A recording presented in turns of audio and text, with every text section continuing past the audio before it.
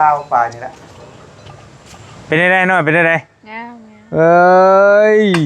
เฮ้ยเลื่อนมาพี่แป๊บเอ้ยเลื่อนออกพี่ฟับเฮ้ยยะเฮ้ยยะเอ้ยคือหลังนี้พิเศษนิดนึงแปลว่า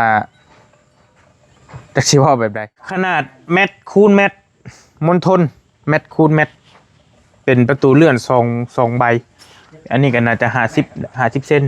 ใบหนึ่งพี่น้องเนาะชุดหนึ่งเนี่ย2,400 บาทโอ้ยชมบรรยากาศอ้าวเว้นตกนี่งามชมบรรยากาศโดยฟังพี่เลยมันก็งามไปอีกแบบอยู่เลยเนาะเขาท่าอยู่ได้หน่อยเมนบอกมันไอ้รู้สึกว่าห้องโถงนี่มันกว้างฮะนะ แต่มันอาจจะบ่มีหน้าบ้านแค่นั้นแหละมันปิดเลยฮะเลยพิเศษหน่อยนึงคือเขามีอันนี้2 คู่2 คู่เลยนี่น้องเนาะ2 คู่นี่เปิดพี่ได้อีกอันนึงนี่จ้าเอทั้งพี่เนี่ยสิส่งไปเทียงน้องกิ๊กเอ้ยกิ๊ก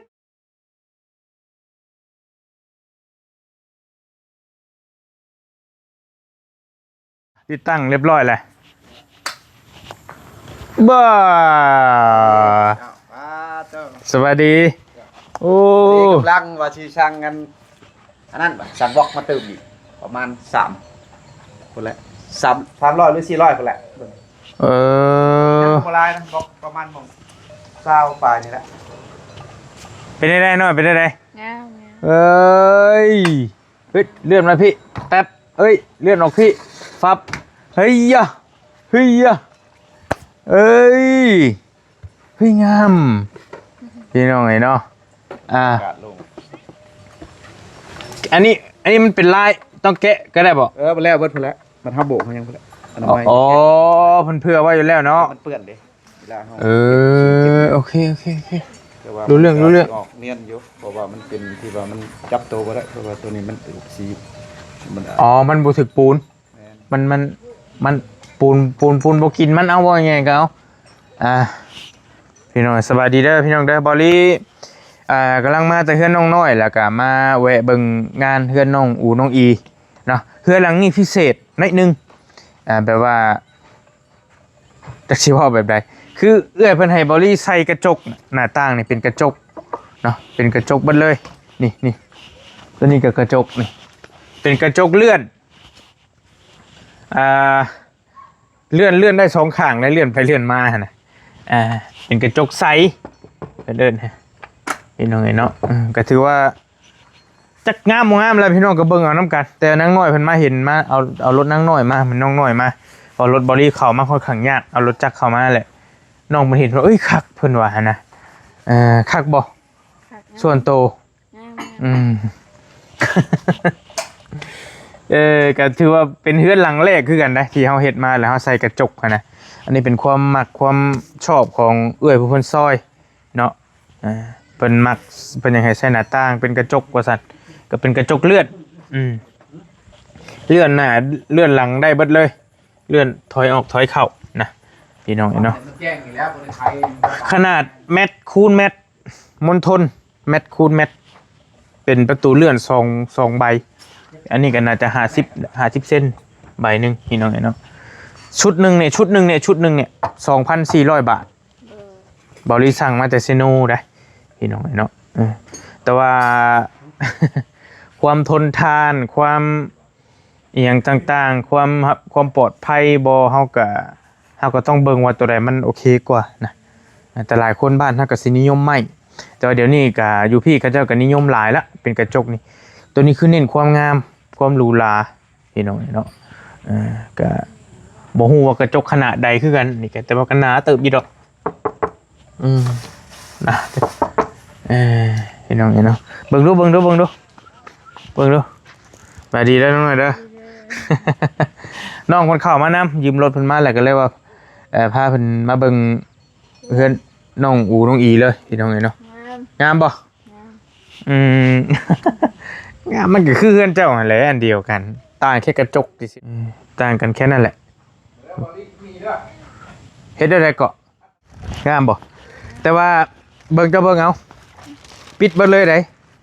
ปิดเบิดเลยพี่น้องเอ้ย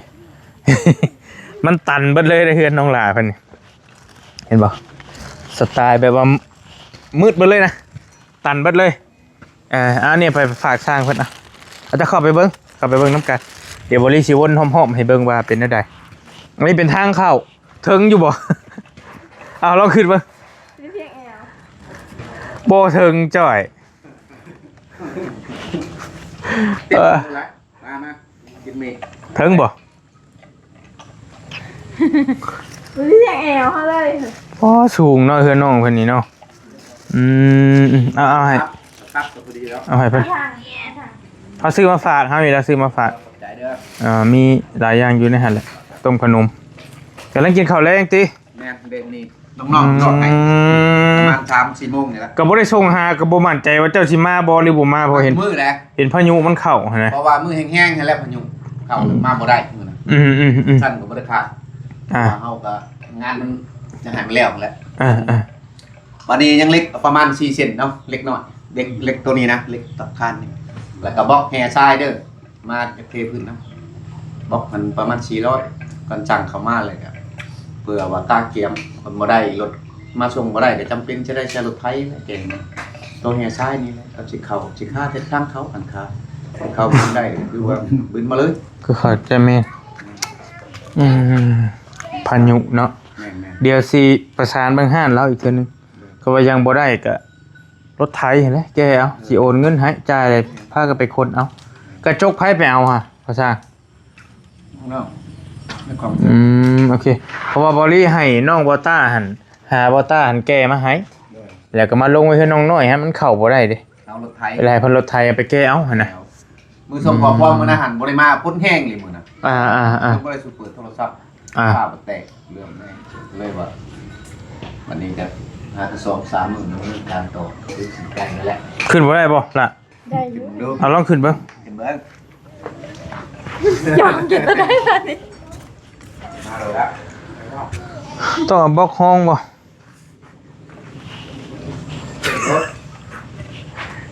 เกิดมาเตี้ยนี่แหละทำใจนิดนึง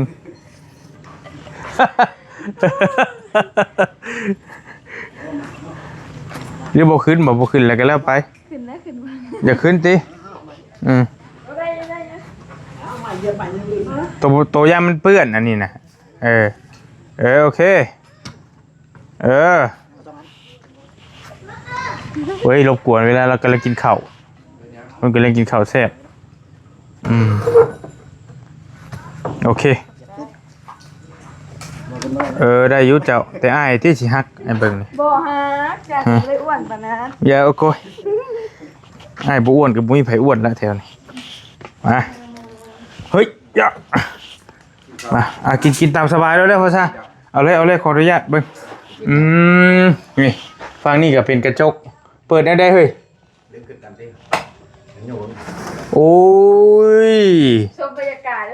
เอาตะเวนตกนี่งามชมบรรยากาศโดยฟังพี่เลยเลื่อนเขาเงียบแล้วเขาล็อกขึ้นบ่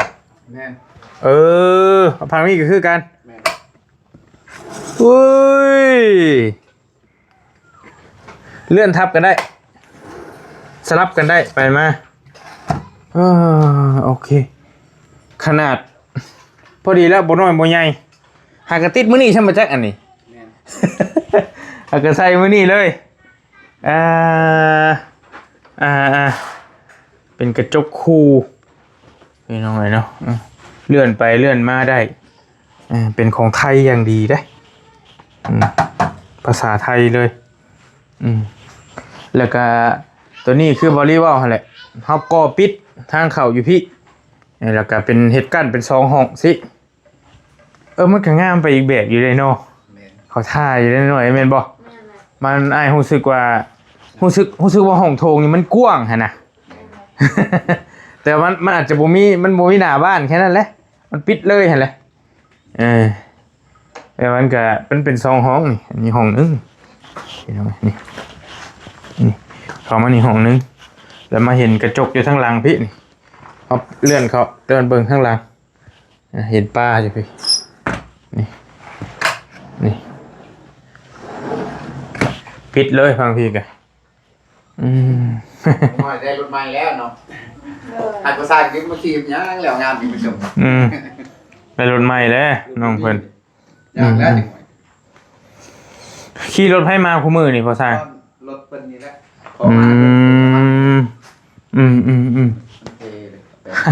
ไปก่อนหาชูชีวิตตัวเองก่อนรอดกันดี สู่ชีวิต หลายอย่าง เอ้ยเนาะจำแล้วทางนี้ก็จำคิมมิมเป็นน้องเนาะนี่เราจะปองพี่แล้วนี่ทางเขาเราสิเฮ็ดเยื่องๆมาพี่พังพี่น้อยนึงเนาะแต่ว่าโบเป็นกลางเลยพี่น้องเยื่องมาพี่จังหน่อยเกือบกลางนั่นแหละประตูเขาก็ได้แต่พอดีอยู่นี่กะทั้งหลังเป็นกระจกใสเดี๋ยวนั้นต้องหาผ้าม่านผ้ายังมาปิดอีกเพราะว่าแก้เสือแก้ผ้าคนเลียวมาในปางช่างเราได้พี่น้องไต่ไฟนี่ เป็นแบบประมาณนั้นห้องนี้บัดนี่เป็นไงเบิ่งนี่โอ้ห้องนี้แหละสิ2อันเอาหาได้มั้ยห้องนี้แหละพิเศษหน่อยนึงคือเฮามีอันนี้2คู่2คู่เลยพี่น้องเนาะ2คู่นี่เปิดพี่ได้อีกอันนึงนี่จ้าเอทั้งพี่เนี่ยสิส่งไปเทียงน้องกิ๊กเอ้ยกิ๊กเอ้ยเอาได้แล้วขอบใจกินเลยตามสบายแล้วจุ๊บจ้าขอบใจพ่อชายขอบใจไอ้จีน่ายืนเบิ่งเขาเจ้าไปให้ไปหน้าเมื่อแต่ให้แต่หน้านี่ก็สบายนั่งกระจกกะหนา มีไฟเดี๋ยวขับก่อนนะ แม่นเลยงามเลยเพื่อนน้องเพิ่นคือว่าโอเคเลยนะพี่น้องเนาะนี่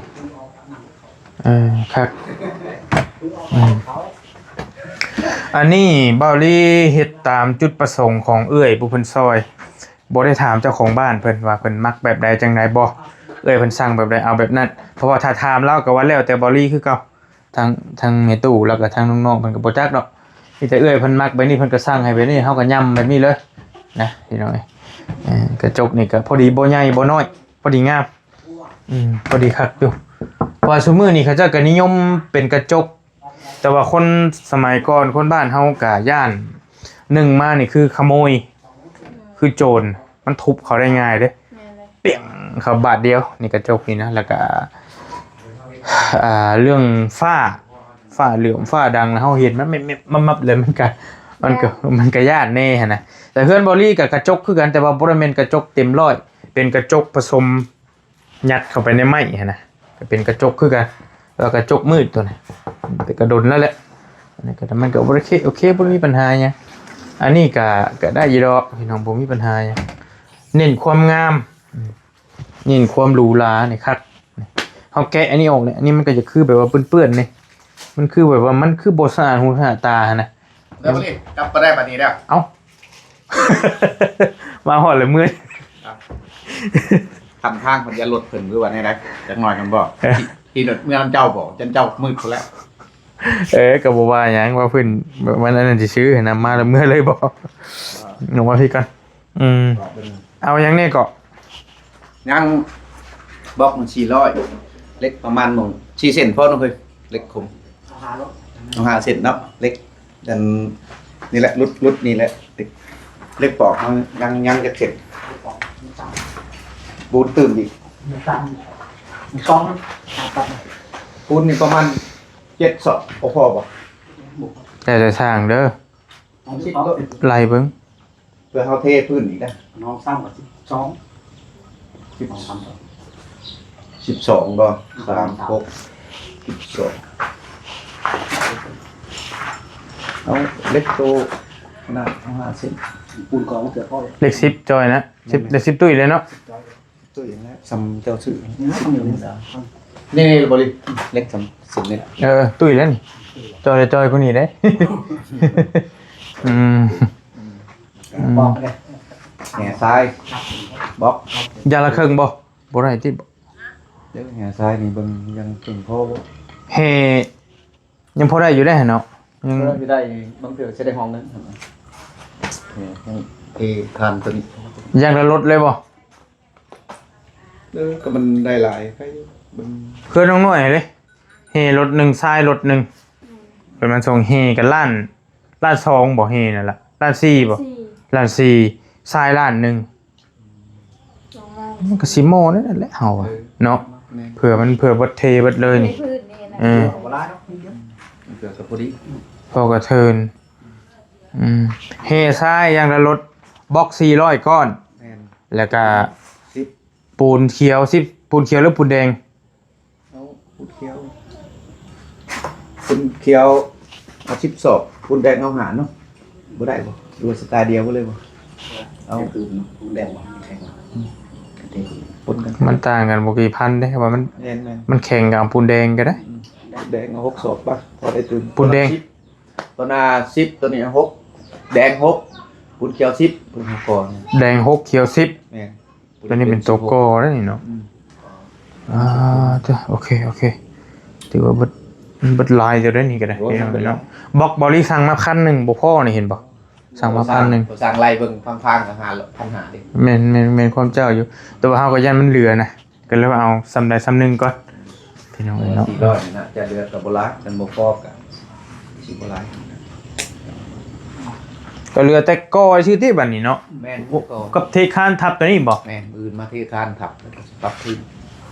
อืมเพราะว่าขั้นตอนนี้นั่นที่บริจ้างพ่อสร้างแล้วนี่คือกอกับเทพืชแล้วก็ติดตัวนี้แหละตัวนี้กับถือว่าเฮาสำเร็จรูปเด้ แม่น กินแล้วติดเลยบ่ได้มีบานประตูอีกจบนะตัวนี้จบข่าวก็สิมีบานตัวนี้แล้วบัดนี้บานทางเข้า2แล้วก็บานใหญ่นี้ ก็สิใส่ยิ้ม นั่นแหละเป็น4งิ้ม4งิ้ม4งิ้ม ว่าเรื่องยิ้มมันจำโน 4เปียง4งิ้มโอ้จักสิเว้าแบบใด ก็ทำมันเช้าจะยิ้มว่ะโอ้ค่อยว่ายิ้มเดียวเป็นมา2ยิ้มนะ สอง บานประตูนะมันพบเข่าเด้บานเขา แต่ว่านี่ครับเปิดเข้าในเด้หน่อยเปิดเข้าในตัวนี้เพิ่นเปิดเข้าในแต่ว่าเฮือนน้อยเปิดนอกๆคนละสร้างพี่น้องเอ้ยคนละสร้างตอนนั้นสร้างพอน้องนิวเพิ่นเอาสะพ่อเพิ่นมาเฮ็ดนี่ตัวนี้พอสร้างเฮาคือเก่าแต่บ่เป็นหยังเป็นน้ำความมักบ่เลยเองเนี่ยให้ว่าอยากให้เอาเข้าในนะส่วนหลายก็เข้าในนี่แหละเดี๋ยว เอา เปิด ใส่ ประตู บอลมือเนี่ยมันสิมีตลอกง่ายนะเฮาก็บ่ได้เปิดเก่าครบ เอาโยกเข้าไปก็ล็อกปักเวลาเขานอนเขายังก็ล็อกไว้แล้ว ก็ถือว่าโอเคบริเข้ามาเบิ่งแล้วก็แบบห้องโถงนี่มันก็กว้างขวางแล้วก็ นอนก็ได้หลายอยู่ โดยครอบครัวเพิ่นก็ใหญ่ได้บางที่นี่พลพายุมาแฮงๆนี่ฮุบสิได้ฮุบกันมาอยู่ที่แหละเขาย่านเด้เที่ยงน่ะก็บ่กล้าอยู่แล้วมุ่นมาแล้วตัวเก่าแล้วหั่นก็ได้เอาครอบครัวมันเป็นครอบครัวใหญ่แล้วก็อาจจะอยู่ห้องนี้แน่ห้องนี้แน่แล้วอยู่ห้องโถงนำแน่หั่นนะปูสาดปูหมอนนอนกันอยู่นี่ก็โอเคละตรงนั้นเฮาเฮ็ดบ่มีหน้าต่างก็ถือว่าถึกแล้วมันก็ ยามลม มันยามลมนั่นหยังก็โอเคแต่ว่าตอนนี้แหละได้อยู่เอาไว้ส่องเบิ่งหันเบิ่งนี่เบิ่งก็เป็นความสว่างไปในตัวความแจ้งไปในตัวเลยก็โอเคละงามพี่น้องนี่เนาะ สองเห็นเนาะ เดี๋ยวแต่ว่าก็ส่องเห็นหั่นแหละ กันใหม่เนี่ยเว้ยเลยปิด ก็ ครับมันวิธีเพิ่น เดี๋ยวมันก็แก้เสือแก้ผ้าหั่นแหละคือว่าหั่นแหละระวังเอาหลอกเรียบร้อยลงไปลุมก่อนหน่อยหนึงป่ะมีแนวคุยนำอีกตื่มหน่อยหนึงอยู่มาหน่อยครับ แจ้งผ้าขาวดาวแจ้งใครอยู่ แล้วไว้แล้วนานแล้วก็เนาะเบิ่งทรง แต่ทางโน้น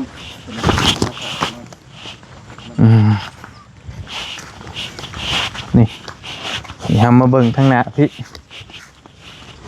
อยู่เลยนี่เนาะเป็นกระจกใสงามๆเลย เดี๋ยวขอแล้วบอลหน่อย ได้ครึ่งหนึงนี่แหละสร้างยุทธ มือไปแกนบันประตูนึงเขาว่าเทคันเทิงมาแล้วพอน้องดูน้องอีไปแก แต่มื้อนี้เพิ่นหยุดเด้พอสร้างเพิ่นก็หยุดนั่งลงก่อนหน่อยหนึง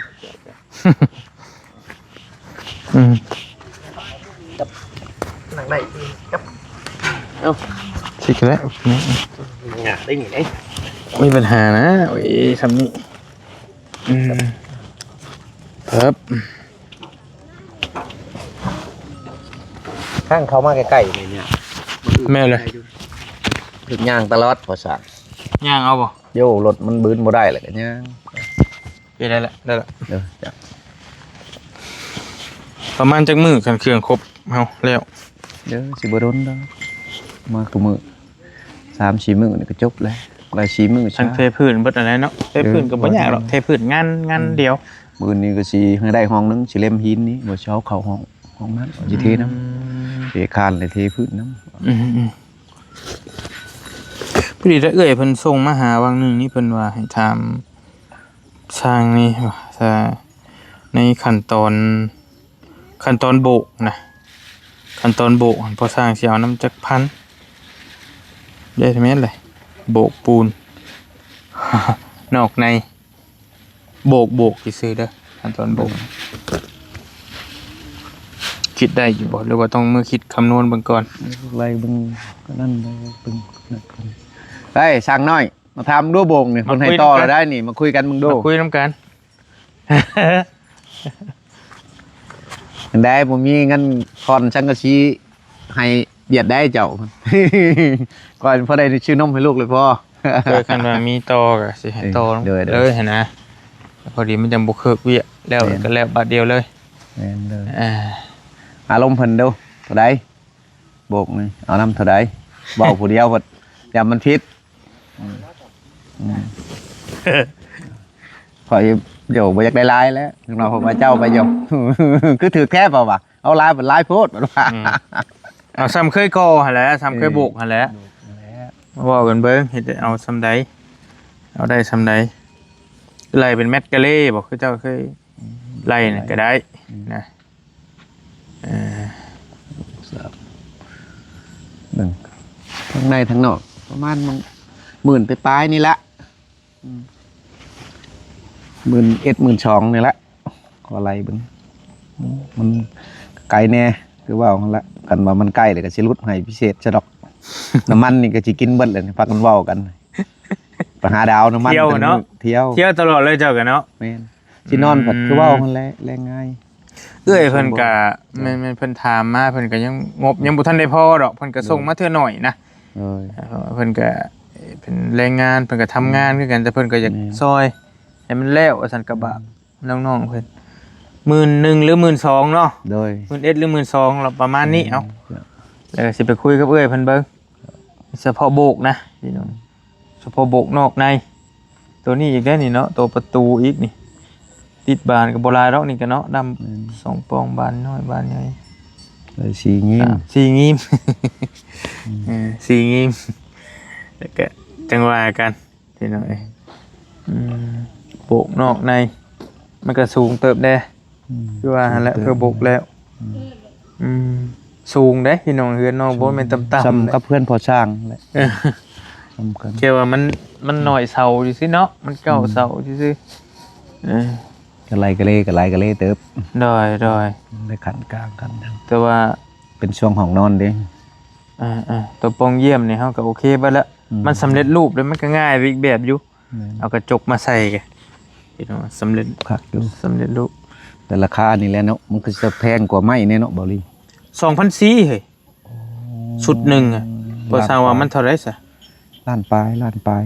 ปองหนึง แล้วบัดนี้แหละทำอะไรเบิ่งวงกบหั่น300,000ถึกชุดต้าชื่อมามื้อ310,000เนาะวงหนึงฮะวงคู่น่ะ310,000แล้วบานนั้นอีกบัดนี้หั่นน่ะ แน่น บานมันก็เท่าไรบานมันก็แต่ว่าไม่สิถือกว่าน้อยนึง แน่น ตามเท่าไหร่บางถือกว่าน้อยนึง โครงสร้างก็ยัง209,000 บาทวงกบ300,000 โดย เป็นงิ้มกล่องเดียวได้ โดย ยังบ่ไปบ่มาอยู่หั่นละ แต่อยู่ห้องนั่นก็อยู่ไปก่อน เฮาต้องได้ซื้อ แม่น อ่าลูกกลอนมือจับปิดเปิดอีกเด้ตัวนั้นเปลืองต้นไปอีกได้พี่น้องอันนี้มันสำเร็จรูปเด้ในโตเลยมันง่ายไปอีกแบบนึงแบบนี้ รถลื่นกันกับบ่หลายดอกบ่ลี เล็กหน่อย เล็ก ก็ น้ น่า อย สิถือกว่าน้อยนึงว่ารีเบิ่งนะครับ คือไล่เลี่ยกันนะอะไรก็แต่ว่าตัวนี้ก็เป็นแบบว่าสำเร็จรูปเป็นรูปแบบใหม่ อืม พ งามดี งามอยู่เฉพาะพอช่างก็ชอบอยู่ ชอบอยู่วะ มักหลาย เฮือนหลังแรกได้เฮาว่าเฮาใส่เฮาเฮ็ดนี่กะแต่เก่าก็ยังบ่ได้เฮ็ดใส่จักเทื่อมีแต่ไม้วัดปกติก็ได้เก่งงามแล้วโอเคอ เห็ ยู่ นแต่เขาใส่น้ำห่านขายเครื่องเซเว่นเซเว่นบ่ แม่นแหละ คนในเมืองสิใส่หลายคนในเมือง โดย ใส่หลายอยู่ กระจกทั้งนั้นเลยแหละในมือเพิ่นก็นั่นแหละพอสร้างเป็นนี่ได้เฮือนชานกับฮอดไซเนี่ยคุมบริเวณแต่ดนเลย คือว่ามันก็คือว่าแล้วเฮาเบิดงบเฮาซื้อเครื่องเขามากก็มาเบิ่งแล้วก็มันขั้นตอนในงัดทวนกับพอดีกระเทินนั่นหนึ่งเบิ่งมันสิพอกับว่างทั้งสิเป็นโซล่าได้5ตับแล้วก็อยากดำเนินการต่อก่อก่อนว่าอยากเชื่อเมื่อนี่ก็จักสิได้ชมได้เหลือใช้จ่ายก็สิซื้อบล็อกมาจัก 3-400ว่าครับมันได้นี่เฮาก็2คนเด้เพื่อน้ำมูกน้ำมันเหลือปฏิจงไว้ซื้อนมให้ลูกแน่ก็ระยะนี้ก็เฮาบ่ได้ต่อเนื่องตลอดคันว่างานต่อเนื่องก็เฮาก็สิก่อเฮ็ดให้มันก่อให้มันแล้วซะยังบ่ทันได้ไปได้มาอยู่พอได้อยู่ก็อยู่ไปก่อนหั่นละทางในเห็นเทพื้นแล้วยังทางนอกถ้าได้ก่อก่อนจังสิเทว่าหาเบิ่งเงินค้ำนี่แหละเฮาก็จะเป็นนั่นได้เฮาบ่ได้หาหยังก็เงินหามาก็ซื้อกินแต่ละมื้อเฮาก็เบิดคือกันเฮาก็บ่ได้อันนั้นเวียกก็เฮ็ดมันบ่ต่อเนื่องเด้เบิ่งนั่นแหละ ลูกไปนี่ได้ลูกเต้าโอเคอยู่บ่เลี้ยงง่ายอยู่บ่ ขี้ไล่ก็โตแล้วเดี๋ยวนี้ก็ไผแน่แล้วกินนมหวานชื่นนี่ก็เพิ่นไปเอา2-3กล่องอยู่กับแม่หั่นแหละพอเฒ่าแม่เฒ่าเพิ่นก็มาจอบอยู่เขาก็อยู่ดีมีแฮงแล้วก็ดีใจนํอยู่กันว่าสิมานอนอยู่พี่บัดยากนํเพิ่นแหละให้ ผู้น้อยเนาะ ผู้น้อยกับผู้ใหญ่คือกันแรงงานผู้เดียวแล้วคนบ่ไหวบ่ว่า พอสร้างนี้ก็ยันว่าพี่น้องบ่ทันจักแล้วเอาลูกเขาเจ้ามาเลี้ยงพี่น้อยเราก็เฮือนก็กำลังสร้างนะกำลังเฮ็ดยังบ่ทันแล้วสำหรับเฮือนซานก็ได้ ก็ดีใจแล้วได้ชำนั้นพอสร้างบ่ได้คิดเด้อว่าสิได้ชำนั้น โดย ได้ชำนี้ก็พอได้อยู่ได้เช่านี่แล้วก็ขอเฮ็ดไปนี่แหละเฮากับผู้เดียวจับหันจับนี่คันมีงานนั่นนี่ก็เฮาก็สิได้อยู่ไว้อยู่ พอได้ทูไทยไป แม่ เนาะ นพอได้ถูได้ไถไปหน่อยหลายก็ค่อยเก็บค่อยเล่มไปหั่นแหละ นั่นแหละพอสร้างจังหวะกันเด้อ โดย มันก็มันค่ำเลยเบิ่งเอา ไปค่อยมานี่แหละ เอาไว้อันนี้มื้อซื้อ100กินบื้นมาบื้นมันก็ พอดีใช้ไว้ใช้น้ำมันน้ำเพิ่นนั่นแหละกันโอ้น้ำมันก็มือชามชิปยังบ่อยากรอดแล้วเดี๋ยวนี้4ชิปนี่ เอามาซื้อ100กิน2คนเจ้าเด้อ เราจะขอบใจหลายๆเด้อ กินมื้ออื่นปะเดี๋ยวเรามันค่ำเฮาก็สิออกเมื่อคือกันหั่นแหละ โดย เดี๋ยวก็จังค่อยว่ากัน เอา เดี๋ยวสิสั่งมาให้อันเล็กจักเส้นก็ลืมเลย4บ่ 5เส้นพ่อบ่เคย 5เส้นเนาะ เอา4เส้นก็ได้บ่ลี โอเคได้แล้วจังว่ากัน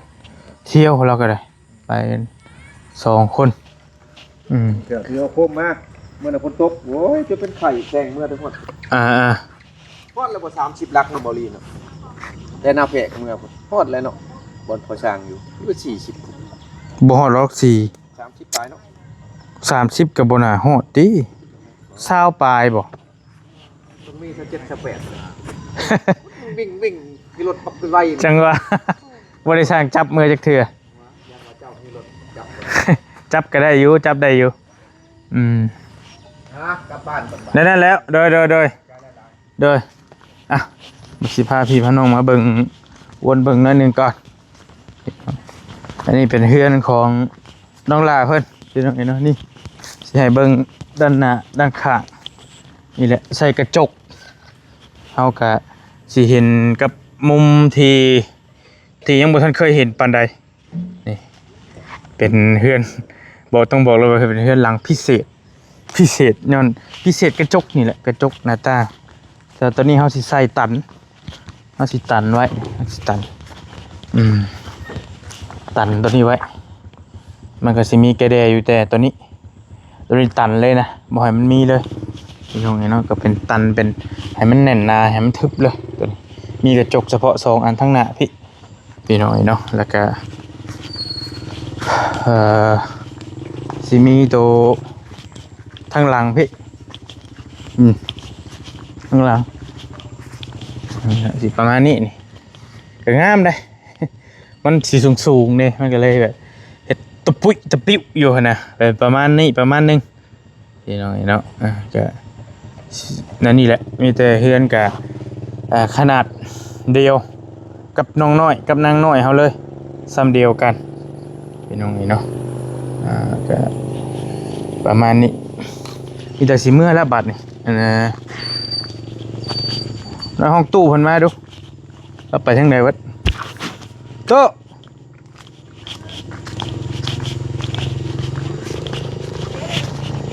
ตัวโอเค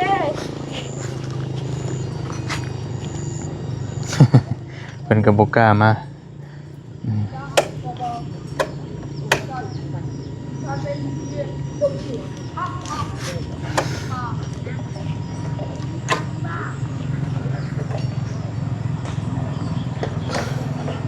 เป็นได้แล้วเราบ่ดำหน้า ยังจักให้สวัสดียังจักให้ อันเด้แถวนี่เด้ พี่แล้วทางพี่เนาะ โดย พี่น้อง แล้ว เป็นยังเลี้ยง ค เต้ วามไปบ้านนี่เด้พักนะ พี่น้องกัดนั่นแหละบ่มีหยังมีแต่สิบอกว่าเมื่อป้าก่อน โดยไปดีเป็นหยัง คันว่ามีแต่บ่อื่นเฮาสิสร้างเครื่องแหละคันว่า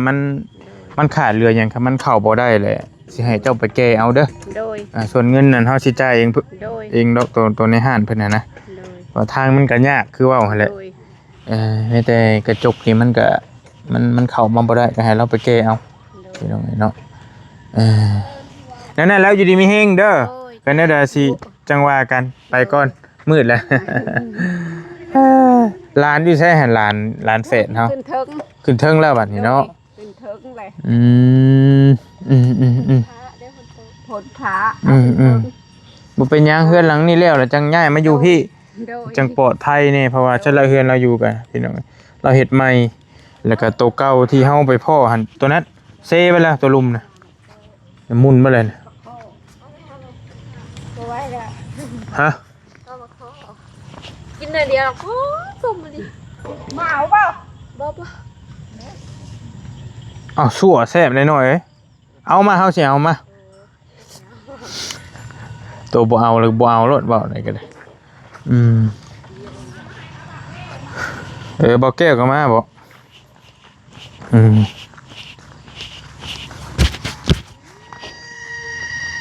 ไปอยู่ดีมีแฮงเมื่อก่อนเฮาก็ได้บัดนี้ฝากน้องๆเพิ่นนี่ได้ก็ติดตามเบิ่งนํกันแล้วมื้อใดก็จังว่ากันพี่น้องเนาะแต่สิแล้วก่อนขึ้นน้องน้อยบ่รีเบิ่งทรงนี่ได้แต่ก็เว้าบ่ได้อีกเนาะ